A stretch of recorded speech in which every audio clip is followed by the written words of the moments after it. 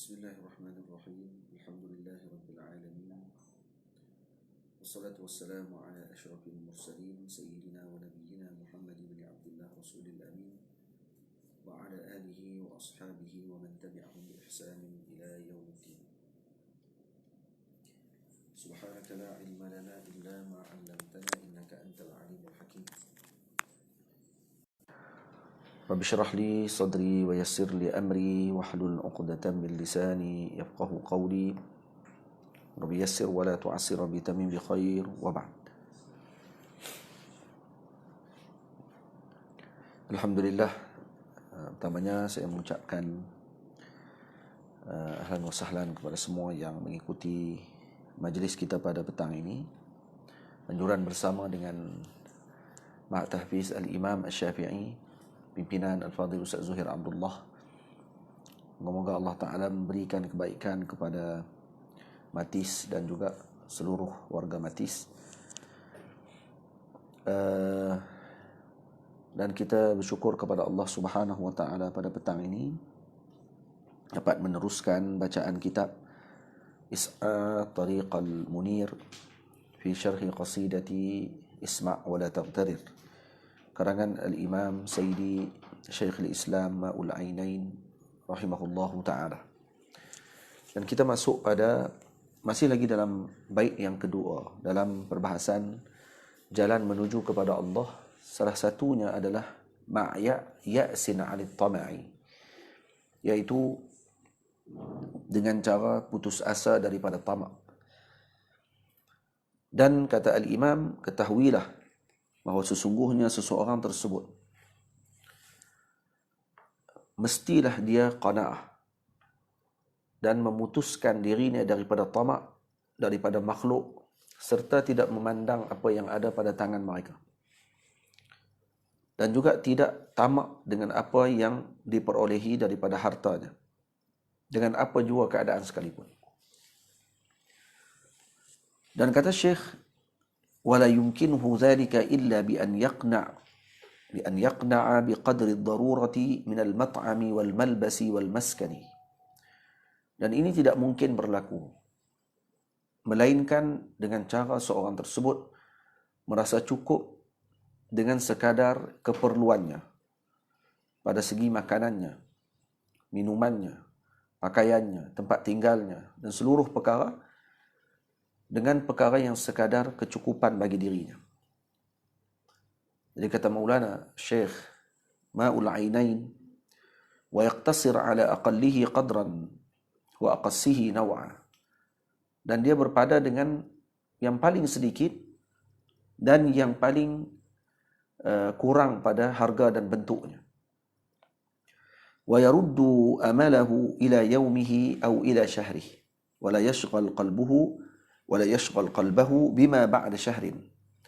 Dan dia cukup dengan apa yang ada pada hari tersebut tanpa perlu untuk dia berfikir pada hari esok dan juga pada sebulan yang akan datang. Jadi berpada dengan apa yang ada pada waktu ini dan tidak memandang-mandang dengan perkara yang bukan di tangannya pada ketika tersebut. Karena sifat bagi manusia ini biasanya tamak. Karena itu Al-Imam Ma'ul Ainain mengatakan bahawa di antara jalan untuk menuju kepada Allah ma'ya'sin 'anit tama'i, iaitu berputus asa daripada tamak, iaitu dengan cara difahami daripada perkataan ini, iaitu mengambil dengan cara qanaah. Kerana lawan bagi tamak adalah qanaah. Dan Nabi SAW mencela orang-orang yang tamak dan juga yang sibuk dengan urusan keduniaannya ini, dan memuji kelompok yang bersifat dengan qanaah. Karena umat Nabi Allah Adam AS, anak-anak cucu Nabi Allah Adam AS ini memang tersifat ataupun disifatkan mereka ini dengan hirs wa tama', dengan ketamakan dan juga dengan sifat yang tidak cukup dengan apa yang ada di tangan mereka, dan juga kurang qanaah. Ini sifat manusia biasa. Karena itu disebutkan oleh Rasulullah sallallahu alaihi wasallam, "Lau kana li ibni Adam wadiyan min dhahabin." Kalaulah seorang anak Adam tersebut mempunyai 2 wadi daripada emas, maksudnya 2 lombong emas yang besar. Labtagha lahuma thalithan, maka sudah tentu dia akan inginkan yang ketiga. Ini sifatnya manusia. Atau kalau kita tengok ada orang dah ada 1 juta dah duit dia. Dia tetap tak rasa cukup, dia kena dapat 2 juta. Kalau 1 juta saya dapat, takkan 2 juta saya tak boleh dapat. Yang dapat 2 juta pula, takkan 2 juta, mesti 3 juta. Yang dah dapat 3 juta, mesti berjuta-juta yang dia inginkan. Macam tu kita. Kalau dapat buah apple di tangan satu tak cukup, kena 2. Kalau dah dapat 2, tak cukup 2 ni, kena 3.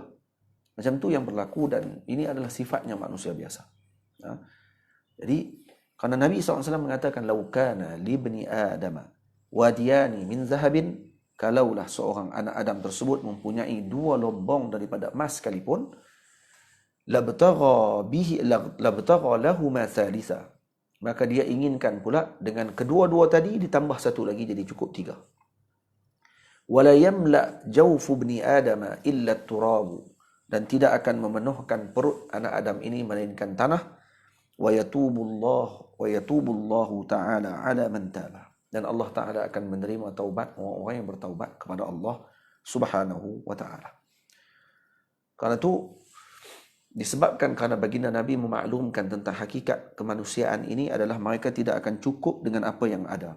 Dan Nabi juga mengatakan di dalam hadis yang lain, manhuman la yashba'an, 2 keinginan, 2 kelompok yang keinginan mereka tinggi yang tidak akan puas dengan keinginan tersebut, iaitu apa? Yang pertama, manhumul ilmi wa manhumul mali, iaitu yang berkeinginan dengan ilmu, dan yang kedua berkeinginan dengan harta.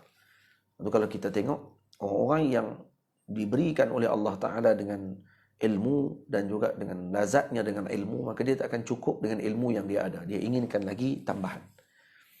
Dan ini perkara yang terbaik. Karena Nabi SAW menyebutkan dalam doa baginda Rasul SAW, Allahumma zidni ilma, ya Allah tambahkan aku dengan ilmu. Maka ini menunjukkan bahawa ilmu adalah perkara yang paling utama untuk diminta tambahan. Manakala harta pun begitu. Orang yang sibuk dengan harta, maka dia tidak akan cukup dengan apa yang ada di tangannya pada ketika tersebut. Moga-moga Allah Ta'ala memberikan kepada kita kesibukan dengan perkara yang paling utama. Dan menjauhkan kita daripada menyibukkan diri kita dengan perkara yang tidak penting pada ketika mana kita memerlukan perkara yang penting pada ketika tersebut. Jadi kerana itu, pujian terhadap qanaah ini berlaku di dalam syair ini secara lazim. Maknanya bila mana difahami daripada perkataan ini, ma'ya'sin 'anit tama'i, iaitu dengan cara kita berputus asa daripada dengan tamak, bermaksud dia ingin menyebutkan kepada kita bahawa jalan untuk menuju kepada Allah adalah dengan cara qanaah. Karena qanaah ialah bermaksud orang ini putus asa daripada tamak. Dia tidak tamak lagi. Cukup dengan apa yang ada. Dan ini dipuji oleh baginda Rasul sallallahu alaihi wasallam, dipuji oleh Allah Subhanahu wa taala. Allah Taala menyebut di dalam Al-Quran surah An-Nahl, man 'amila salihan min zakarin aw unsa wa huwa mu'minun falanuhyiyannahu hayatan thayyibah. Apa kata Allah? Man 'amila salihan min zakarin aw unsa, orang yang beramal soleh di kalangan lelaki dan perempuan, wa huwa mu'minun, maka mereka ini beriman kepada Allah, falanuhyiyannahu hayatan thayyibah, maka kami hidupkan mereka ini dengan kehidupan yang baik. Apa makna kehidupan yang baik? Hayatan thayyibah. Kata Al-Imam dan Al-Imam Ma'ul Ainain, seperti yang disebutkan oleh kebanyakan ahli tafsir, hayatan thayyibah di sini dengan maksud fid dunya adalah al-qanaah, yaitu hayatan thayyibah, kehidupan yang bagus, yang baik di dunia ini adalah al-qanaah. Qanaah itulah yang dimaksudkan dengan hayatan thayyibah. Jadi bukan bermaksud diberikan dengan kekayaan semata-mata, dengan hayatan thayyibah. Sebaliknya, qanaah. Karena orang yang cukup dengan sesuatu, maka mereka tidak akan mula dengki dengan sesuatu yang lain. Kita ni kenapa jadi dengki dengan seseorang yang telah diberikan nikmat oleh Allah Ta'ala? Karena kita tidak rasa qanaah. Kita tidak rasa yang Allah Ta'ala berikan kepada kita pada waktu sekarang ini adalah kecukupan bagi kita.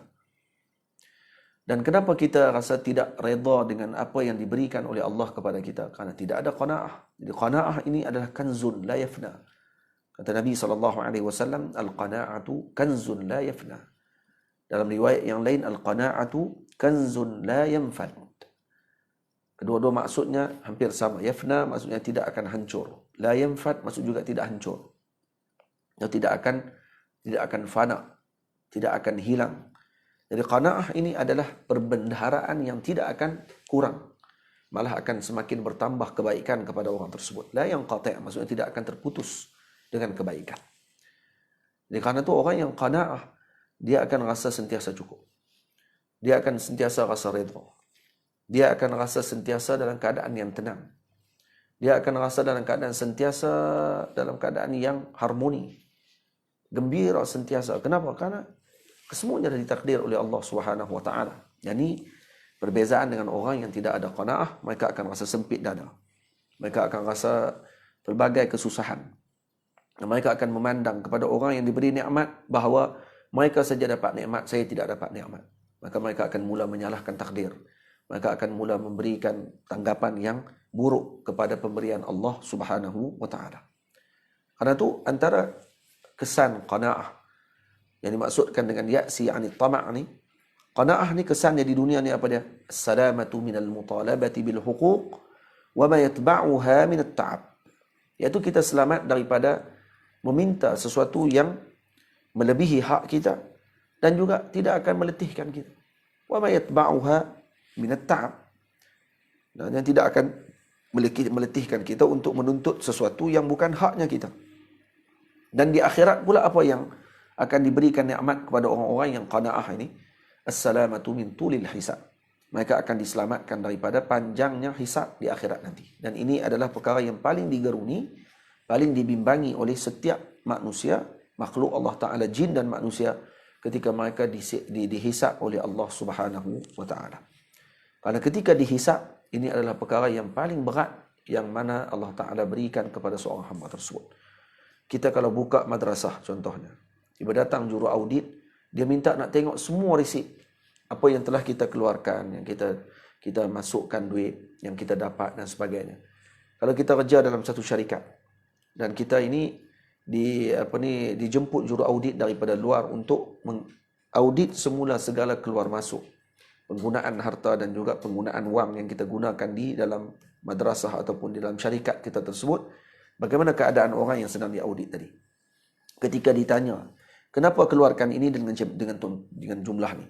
Nah, kenapa tidak keluarkan dengan jumlah sekian-sekian? Nah, kamu gunakan di mana tempat ini? Kamu gunakan di mana? Bagaimana keadaan orang tadi? Dia akan rasa sempit, dia akan rasa sukar. Walaupun dia ada jawapan yang mungkin, tapi persoalan tadi sudah menyebabkan dia tidak akan mampu untuk berhadapan dengan suasana tersebut. Bagaimana depan Allah Subhanahu wa taala yang tidak ada satu pun ditinggalkan oleh Allah, melainkan akan dihisab di sisi Allah. Lepas tu kita minta kepada Allah Ta'ala, Allahumma tajawaz anna. Allahumma tajawaz anna. Ya Allah, kamu lepaskanlah kami daripada hisab tersebut. Ya Allah, lepaskan kami daripada perkara tadi. Mudahkanlah urusan kami, Ya Allah. Di akhirat nanti janganlah dihisab kami seperti mana orang-orang yang bersalah dihisab oleh Allah Subhanahu wa Ta'ala. Jadi kerana tu, ini adalah perkara yang besar, yang sepatutnya kita amalkan, yang sepatutnya kita lakukan bersama-sama. Dan kerana orang yang qanaah ini akan diberikan kemuliaan di sisi Allah Subhanahu wa Ta'ala. Sebab tu Nabi kita Muhammad sallallahu alaihi wasallam berdoa kepada Allah dengan sifat qanaah ini hatta kepada keluarga Nabi sallallahu alaihi wasallam. Apa doa baginda Rasul? Nabi mendoakan, Allahumma ja'al rizqa ali Muhammadin quta. Ya Allah, jadikanlah rezeki ahli keluarga Nabi Muhammad sallallahu alaihi wasallam ini qut. Qut ay la zaida ala mimma sya'nuhu an yushghila amma lil haqqi ta'ala. Atau amma yashghala 'anil haqqi amma lil haqqi ta'ala. Maksudnya, ya Allah, jadikanlah rezeki kepada ahli keluarga Nabi Muhammad ini dengan rezeki yang tidak tambah berlebihan daripada yang diperlukan oleh keluarganya Nabi SAW sehingga menyebabkan mereka sibuk daripada sesuatu yang bukan kerana Allah Subhanahu wa taala. Macam tu sekali. Ini doanya baginda Rasul sallallahu alaihi wasallam. Ya. Jadi doa yang sebagai rahmat kepada umat Nabi Muhammad, rahmat kepada ahli keluarga Nabi Muhammad sallallahu alaihi wasallam, sehingga agar tidak fikiran mereka itu berpaling daripada Allah Subhanahu wa taala. Sebab tu orang-orang yang qanaah ini diberikan kekayaan oleh Allah, kaya jiwa. Sehingga mereka tidak lagi meminta-minta pada tangan manusia. Mereka tidak akan memandang pada apa yang ada di tangan manusia dan tidak menginginkan perkara yang telah diperolehi oleh manusia yang lain itu diinginkan kepada mereka. Bahkan mereka cukup dengan apa yang telah Allah Ta'ala berikan kepada mereka dan mereka bersyukur dengan perkara tersebut. Maka dengan sebab syukurnya tadi Allah Ta'ala tambahkan lagi nikmat kepada mereka. La in syakartum la azidannakum wa la in kafartum inna adzabi lasyadid. Jadi ini sifatnya awliya Allah Subhanahu wa ta'ala. Sifatnya orang-orang yang diberikan petunjuk oleh Allah Subhanahu wa ta'ala. Kerana qanaah ini bukannya hanya perbualan kosong. Qanaah ini adalah amalannya hati yang patut dibimbing oleh guru. Bagaimana untuk bersifat qanaah kalau gurunya tidak qanaah? Bagaimana nak bersifat dengan cukup dengan apa yang ada kalau gurunya sendiri mempertikaikan apa yang telah ditakdirkan oleh Allah Ta'ala kepada kita? Maka serahkan seluruhnya kepada Allah. Kerana Allah adalah sebaik-baik pentadbir. Yang akan mentadbir urusan kita adalah Allah. Kalau kita menguruskan segala urusan tadbir kepada diri kita sendiri, kita akan putus asa. Kita akan jadi boring, kita akan jadi tension, kita akan jadi berbagai perasaan yang akan datang yang buruk. Maka kalau kita serahkan kepada sahibul tadbir, kepada Allah Subhanahu wa ta'ala yang memiliki tadbir tersebut, maka insya-Allah dia akan jadi tenang, dia akan jadi rasa senang. Karena yang mentadbir tadi adalah sebaik-baik pentadbir, iaitu Allah Subhanahu wa ta'ala. Tentu kalau kita perhati dalam hadis yang disebutkan oleh Nabi sallallahu alaihi wasallam, baginda Rasul mengatakan kun wari'an takun a'badan nas. Hendaklah kamu menjadi orang-orang yang wara', maka kamu akan menjadi orang yang paling hamba di sisi Allah Subhanahu wa taala. Ay takun min a'badihim li'anna al-insan mutaqalliqa bil wara'i yatajannabu ma yadurruhu syar'an fayakunu bisababi dhalika min a'badin nas. Jadi kata Nabi sallallahu alaihi wasallam, jadilah kamu orang yang wara', maka moga-moga kamu akan menjadi sebahagian di kalangan hamba yang paling bersifat dengan kehambaan kepada Allah. Kenapa? Karena orang yang bersifat dengan wara', mereka akan menjauhkan daripada perkara yang dimurkai oleh syarak atau syari', yakni Allah Subhanahu wa taala. Maka ini menyebabkan mereka menjadi hamba yang terbaik di sisi Allah Subhanahu wa taala. Untuk orang yang wara' ni orang yang luar biasa yang kita disebutkan sebelum ini. Seperti dalam bait yang pertama ya, yang disebutkan oleh Al-Imam Ma'ul Ainain rahimahullahu ta'ala ya, kata beliau, isma' wa la taghtarir fama aqulu fa'i inna at-tariqa ila al-ilahi bil wara'i. Jadi wara' ini adalah perkara yang paling utama yang dilakukan oleh hamba tersebut untuk dia menjadi seorang yang paling bersifat kehambaan kepada Allah Subhanahu wa taala. Tentu kalau kita tengok Sayyidina Abdullah bin Mubarak pernah kembali daripada Khurasan ke Syam hanya semata-mata untuk menghantar pen yang dia telah meminjam pen tersebut dan dia terlupa untuk kembalikan semula. Patah balik dia daripada Syam, Khurasan menuju ke Syam yang jaraknya ribuan kilometer. Hanya semata-mata untuk mengembalikan semula pen yang telah dia pinjam. Sayyiduna Abu Yazid Al-Bustami radhiyallahu ta'ala anhu pernah kembali semula ke Hamadan hanya semata-mata untuk mengembalikan semut yang terlekat pada Qurtum, iaitu sejenis bunga yang beliau beli ketika di Hamadan daripada Khurasan menuju ke Hamadan. Ribuan kilometer. Dia kembali semula untuk mengembalikan semut yang masih ada pada daun bunga tersebut. Karena kata beliau, gharibatun an wataniha. Karena semut ini telah menjadi gharib, telah menjadi asing di negeri daripada asalnya. Karena dia sekarang telah datang ke negeri yang bukan negerinya, maka dikembalikan semula ke negerinya. InsyaAllah. Ajaib betul akhlak para salihin. Sayyidina Ibrahim bin Adham ya, pernah kembali daripada Basrah ke Quds ya, ataupun dari Quds, daripada Baitul Maqdis menuju semula ke Basrah hanya semata-mata untuk mengembalikan tamrah, sebiji tamar yang telah dia silap ambil, maka dikembalikan semula dengan berjalan kaki semula ke Basrah hanya semata-mata untuk menyampaikan dan mengembalikan tamrah, sebiji tamar yang telah beliau terambil, dimasukkan ke dalam bekalan beliau. Dan ini adalah contoh kepada sifat wara' yang luar biasa yang Allah Ta'ala berikan kepada para wali-walinya, yang menyebabkan mereka ini disebut dan dijadikan panduan oleh umat Nabi Muhammad SAW. Ini bukan berlebihan. Baliknya ini adalah akhlaknya mereka, yang dengan sebab akhlak tersebutlah mereka ditinggikan oleh Allah Subhanahu Wa Ta'ala. Kalau sekecil benda ini pun mereka wara', apalagi dengan perkara yang lain. Kalau dah semua orang ada sifat ini, maka tidak akan ada pecah amanah. Tidak ada penggunaan kewangan yang sepatutnya diberikan pada sudut yang tertentu yang telah diwakafkan dan telah dijanjikan untuk diberikan sekian-sekian, dan diletakkan syarat sekian-sekian untuk dibina madrasah, contohnya dibina masjid, contohnya digunakan untuk tujuan peribadi dan juga digunakan untuk tujuan yang lain daripada apa yang telah diniatkan oleh para pewakaf. Dan tidak akan ada kelompok yang akan rasuah, dan tidak ada kelompok yang mana mereka ini akan menjadi orang-orang yang menjual agama mereka untuk mendapatkan keduniaan. Tidak ada perkara tersebut. Kenapa? Semua perkara ini berlaku kerana yang pertama tidak ada wara', yang kedua tidak ada qanaah yang mencukupi dengan apa yang telah ditetapkan oleh Allah Subhanahu Wa Ta'ala. Atau kalau kita tengok, sebenarnya saya selalu sebut, binatang sangat bersifat dengan qanaah.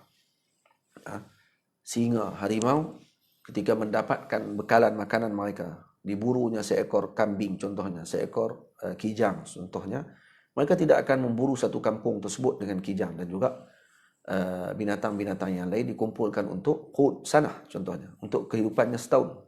Tapi baik kita kumpul terus. Tangkap kambing boleh ke dalam kalau kata sebulan, dia kata perlu 3 ekor kambing ataupun 3 ekor lembu baru kenyang sebulan. Maka kali tengok dengan Allahumma salli ala sayyidina 12 bulan. Dah berapa ekor lembu yang saya kena cari siap-siap bawa balik. Tak ada. Kenapa? Kerana mereka cukup dengan apa yang ada. Hari ini adalah untuk hari ini, dan esok difikirkan untuk esok.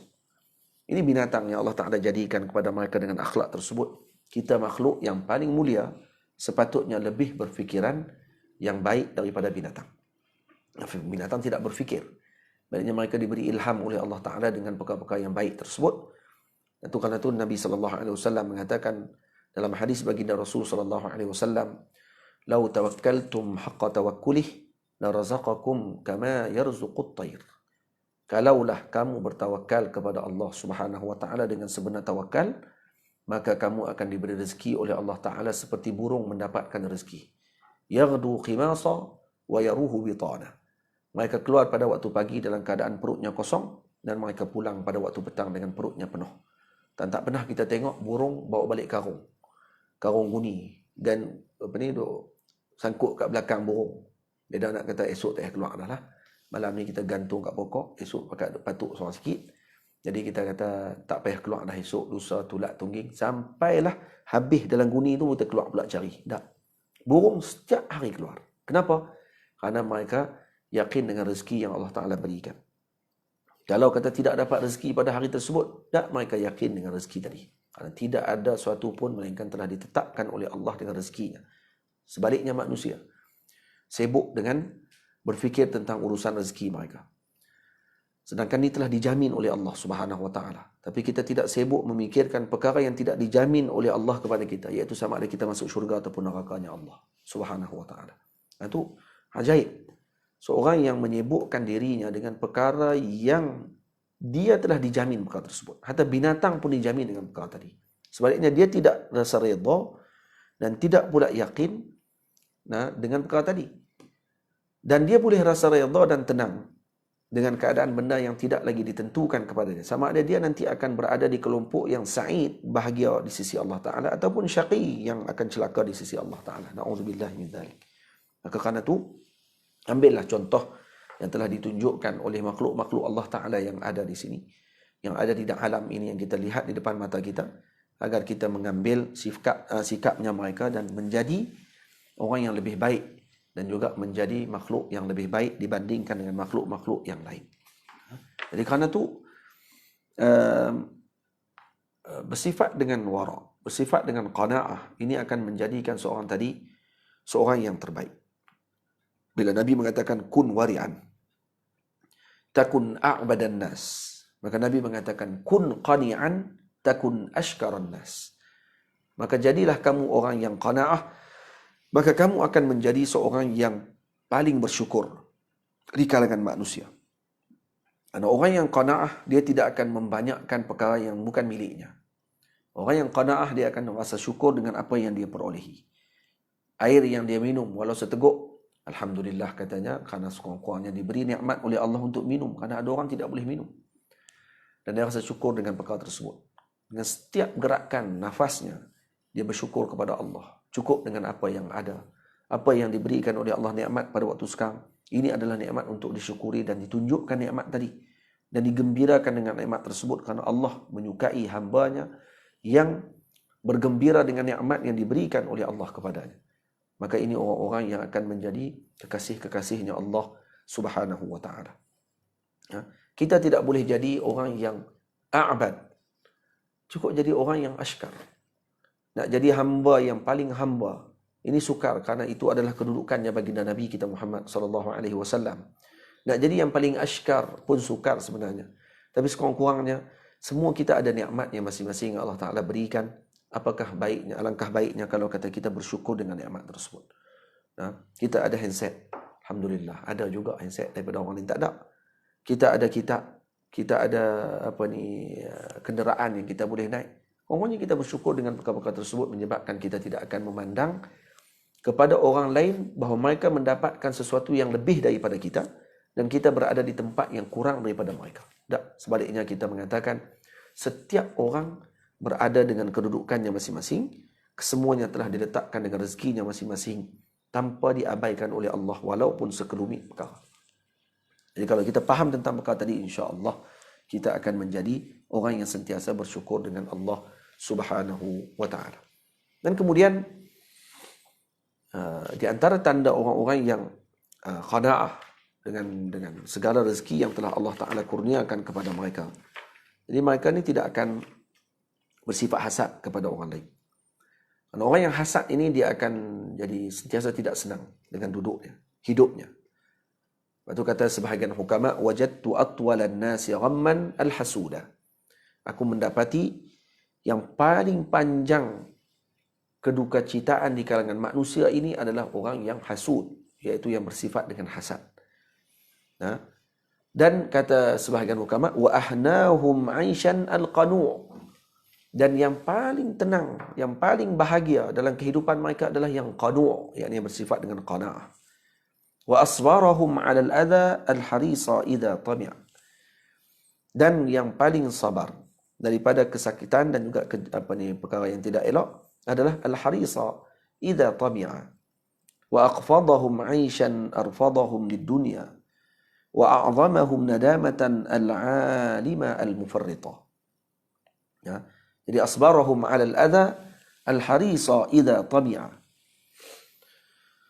Jadi yang paling sabar di kalangan mereka, di kalangan manusia ini daripada kejahatan adalah yang paling haris idza tami'a. Jadi yang paling haris maksudnya apa? Yang paling berjaga-jaga ketika dia, bukan berjaga-jaga, harisnya. Hirs maksudnya tamak. Jadi orang yang tamak, mereka ni orang yang paling kena sabar sekali lah. Kerana bila dia tamak, idza tami'a, ketika dia tamak, maka dia perlulah mendapatkan keburukan dan juga kepahitan perkara yang tidak elok akan dia dapatkan kerana dia tamak. Maka dia kena sabar. Dan wa akhfadahum 'aishan arfadahum lid-dunya. Dan yang paling tenang dengan kehidupannya adalah yang paling menolak dunia. Wa a'zamahum nadamatan al-'alim al-mufarritah. Dan juga yang paling teruk sekali, yang paling besar penyesalan adalah kepada alim yang berlebihan dalam melakukan perkara yang tidak dianjurkan di dalam agama Allah Subhanahu wa ta'ala. Sama. Sebab tu dalam berkenaan dengan perkara yang haris ataupun hirs dengan dunia dan sebagainya, ini adalah perkara yang dicela dan tidak mendapatkan kebaikan apa-apa. Manusia ni sifat dia begitu, dia suka nak benda yang ada kat tangan pun kadang-kadang dia inginkan perkara yang lebih besar daripada tu lagi. Sebab tu diceritakan oleh Al-Imam Sya'bi. Yang kan kita selalu dengar nasyid yang selalu sebut kata apa ni? Apa yang ada jarang disyukuri. Lagu apa? Lagu Nada Murni dulu. Kan? Apa yang tiada, betul, tak ingat kita pun. Nah, itulah.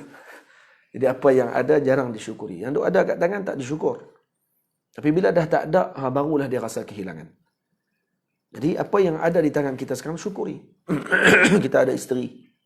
Syukur dengan nikmat Allah Ta'ala bagi isteri. Ada orang tak ada isteri. Kita dapat anak.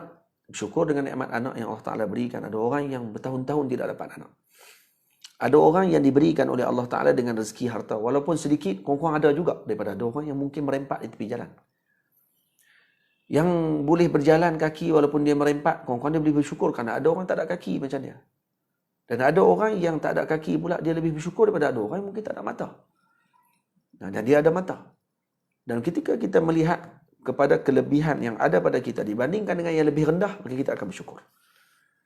Tapi jangan kita tengok dengan bandingan kepada orang yang lebih tinggi daripada kita. Sebab tu kata para ulama, Al-Imam Al-Ghazali radhiyallahu anhu mengajarkan kepada kita bagaimana untuk kamu syukur. Lihat kepada yang lebih rendah daripada kamu. Kamu akan syukur.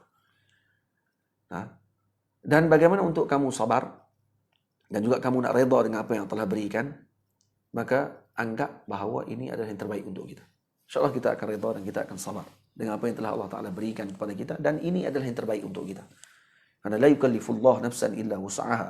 Allah Ta'ala tidak akan tanggungkan kita dengan perkara yang berat, melainkan yang kita mampu. Jadi, kita tengok seorang ahli angkat berat boleh angkat 100-200 kilo. Cuba kita pergi angkat tengok. Patah tulang. Silap-silap mati terus waktu tu. Buat deadlift. Angkat jenis daripada bawah, nak naik pergi ke pinggang setengah. Boleh mati. Kalau tidak biasa dengan latihan riyadhah. Dia orang yang diberikan oleh Allah Ta'ala dengan kekayaan contohnya. Mungkin kerana kesusahan sebelum tu yang dia lalui dan dia bersungguh-sungguh, Allah Ta'ala bagi kekayaan kepada dia. Kita pun nak macam tu juga. Tapi nak terus jadi kaya. Mana boleh. Kena lalui kesusahan dulu. Kemungkinan Allah Ta'ala akan rezekikan kita dengan perkara tersebut. Macam tu juga. Nak mengangkat yang berat, kena lalui dulu proses latihan. Barulah boleh angkat. Karena orang tidak akan boleh tanggung dengan melainkan yang telah diberikan oleh Allah Ta'ala kemampuan untuk dia menanggung perkara tersebut. Kalau kita diberikan dengan kesusahan hidup, ada yang lebih susah daripada kita lagi. Ada yang lebih berat daripada kita lagi. Maka bila kita memandang itu, kita akan rasa syukur dengan nikmat yang Allah Ta'ala berikan. Jadi apa yang ada di tangan kita, syukuri. Satu hari ada seorang lelaki disebut oleh Al-Imam Sya'bi. Dia kata, hukiya anna rajulan sada qumburah. Seekor burung. Dia macam burung ciak rumah. Macam burung pipit. Tapi nama dia qumburah. Bila mana lelaki ni jaya tangkap qumburah ni, kecil je burung tu. Faqalat, ma turidu an tasna'a bi. Burung tu tanya dekat lelaki tadi, apa yang kamu nak buat dengan aku ni? Qalat, azbahuki. Aku nak sembelih kamu, kata dia. Wa akuluki. Dan aku akan makan kamu. Qalat, kata burung tadi, wallahi ma ashfa min qaram. Wala ushbi'u min ju'. Kata dia, au ma ushfiya min qaram. Maksudnya aku ni tidak akan boleh menghilangkan syahwat kamu dengan daging. Dan aku juga tidak akan menghilangkan kelaparan kamu. Walakin u'allimuka thalatha qisalin. Hunna khairun laka min akli. Tapi aku akan ajar kepada kamu 3 benda. Yang ni lebih baik daripada kalau kamu makan aku. Apa dia? Amma wahidatun fa'u'allimuka wa ana fi yadik. Yang pertama, saya akan ajar kamu ketika saya duduk di tangan kamu. Maksud kamu duduk pegang saya ni, saya akan ajar dah yang pertama. Wa amma tsaniyah fa idza sirtu 'ala asy-syajarah. Tapi yang kedua, kalau aku duduk atas pokok, baru aku cerita. Kata dia. Aku kena lepas dululah, baru aku cerita. Wa amma tsalisah, yang ketiga pula, wa idza sirtu 'ala al-jabal. Yang ketiga, kalau aku dah terbang atas bukit dah, baru aku bercerita kat hang. Yang ketiga. Qala hatil ula. Dia pun cerita dulu. Masa pegang kat tangan ni. Dia kata hatil ula. Cerita yang pertama apa dia? Apa kata burung ni? Qalat la talhafanna ala ma fatak. Jangan kamu menyesal dengan apa yang kamu akan hilang dengan perkara tersebut. La talhafanna ala ma fataka. Faqallaha. Dah dapat nombor 2 kan. Dan nombor 2 dia kata, idza sirtu ala syajarah. Kalau aku dah naik atas pokok, baru aku cerita yang kedua. Dah dapat dah yang pertama. Jangan menyesal dengan apa yang telah kamu lepaskan, yang akan hilang daripada kamu. Pum, dia kata, okey, terbanglah. Duduk atas pokok. Dia kata, aku cerita nombor 2 pula. Nombor 2 apa dia? Hadis saniyah. Bila dah terbang naik atas pokok, dia pun kata, bagi tahu yang kedua pula. Kata burung ni, la tasaddaqanna bima la yakun annahu yakun. Dan jangan kamu membenarkan benda yang tidak berlaku bahawa dia berlaku. Nah, jangan membenarkan perkara tersebut. Benda yang tak berlaku lagi, jangan duk percaya lagi. Ya. Melainkan bahawa benda tadi dah berlaku. Jadi jangan kamu percaya. Nah, la tasaddaqanna bima la yakun. Jangan kamu membenarkan benda yang tidak berlaku, annahu yakun, bahawa perkara tadi akan berlaku. Nah, kemudian summa tarat, kemudian burung itu pun terbang. Fasarat 'ala al-jabal. Dia lelaki ni ikutlah sampai naik atas bukit. Faqalat ya syaqi. Apa kata burung tu? Nah, wahai celaka, lau zabahtani la ukhrijat min hawsalati durrataini fi kulli durratin 20 misqala. Wahai celaka, nah, kalaulah kamu sembelih aku tadi, akan keluar daripada perut aku ni 2 biji permata. Dalam perut aku ni ada 2 biji permata. Yang 1 biji permata tadi berat dia adalah 20 misqala. Dengan 20 misqal. 20 misqal sama dengan berapa berat? 1 misqal sama berapa? Cuba cek nak tengok. 1 misqal sama dengan berapa? Dia kata kalau kamu sembelih aku tadi, dia kata kamu akan dapatkan 2 biji permata. Dan 2 biji permata tersebut, satu berat dia, satu saja, sama dengan 20 misqal.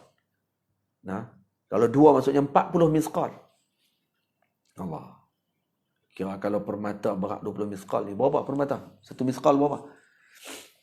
Tengok. Ada tak? Berapa gram?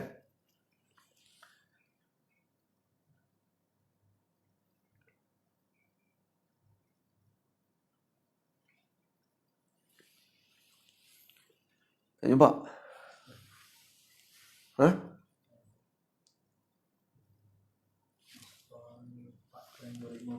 4.25 gram.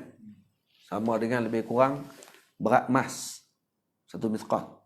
4.25 gram. Lebih kurang 1 dinar. Berat 1 dinar lah. Baik, kalau kata kali dengan 20, 85 gram. Nah, 80 lebih lah. Rasa 90 gram lebih kurang. 4.25 kan. Hampir 100 gram boleh jadi. Maknanya kalau 2 biji kat 200 gram. 100 gram permata lah. Banyak mana harga dia. Mahal. Maka lelaki tadi bila dengar tu saja, dah lelaki burung tu kata, tanya kalau sembelih aku pada awal tadi. Dalam perut aku ni ada 2 biji misqal. 2 biji durrah. 2 biji permata yang satu beratnya 20 gram. 20 misqal. Iaitu bersamaan dengan hampir 100 gram. Jadi 2 biji itu 200 gram. Dia kata. Qala fa'adda ala syafatayhi wa talahhaf. Lelaki tadi pun terus, wish, aku geram, dia kata. Silap aku lepas. Nah, kemudian dia pun kata, hadis salisah. Lelaki ni kata, bagi yang ketiga pula, dia kata. Yang ketiga tu apa dia? Akan janji dah duduk atas pokok nak bagi, duduk atas bukit nak bagi yang ketiga. Maka apa kata burung tadi? Innaka qad nasita ithnatain fa kaifa ukhbiruka bis-salisah. 2 benda tadi aku cerita pun anda lupa dah. Apa dia 2 benda tadi? Yang pertama, la talhafanna ala ma fataka. Jangan menyesal dengan apa yang telah kamu lepaskan.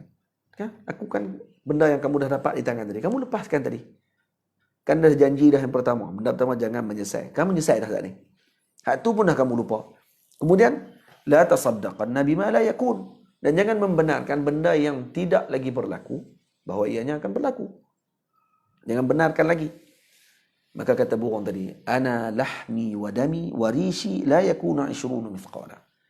Aku daging aku, bulu aku, tulang aku, 20 misqal pun tak sampai, dia kata. Macam mana kamu boleh benarkan dalam perut aku ada 2 pula apa ni, orang panggil apa? Misqal pun tak sampai. Badan aku ni tak sampai pun 20 misqalan. 100 gram pun tak sampai, kata dia. Badan aku ni kecil saja burung ni. Macam mana kamu boleh benarkan dalam perut aku ada 2 biji permata, yang 1 permata tadi berat dia lebih berat pada aku lagi. Malah 2 tu pula lebih berat pada aku 2 kali ganda. Ajaib dia kata. Nah, menafas summa tarat fadhahabat. Dan burung tu pun terbang bagi pengajaran kepada lelaki ini. Kenapa cerita ni? Ini misal kepada faratit tama' al-adami. Ini buktinya tamaknya manusia ni. Cerita Mak Saleh ada kan? Burung gagak dengan serigala. Bila mana ditengok serigala tadi, apa ni, Allahumma salli ala sayyidina Muhammad, nampak burung gagak tadi duk pegang apa, Allahumma salli ala sayyidina Muhammad, daging, maka si serigala ni nak daging pada mulut si gagak tadi, maka dia pun bagi tahu lah, adalah dia bagi helah dia kan, sama ada dia puji suara ke kan. Kalau kata kamu apa ni nyanyi sikit, nah kamu akan dapat 2 keping daging. Terus kawan pun nak nyanyi, buka jatuh. Comel dia kata. Elok. Kerana tamak. Nah, ini sifatnya manusia yang mana ada di dalam cerita ini sebagai misal, kata Al-Imam Asy-Sya'bi, sebagai cerita misal kepada kita bahawa tamak ini adalah satu penyakit yang tidak akan mampu diubati melainkan dengan bersifat kita menyerahkan segala tadbir ini kepada Allah Subhanahu wa taala.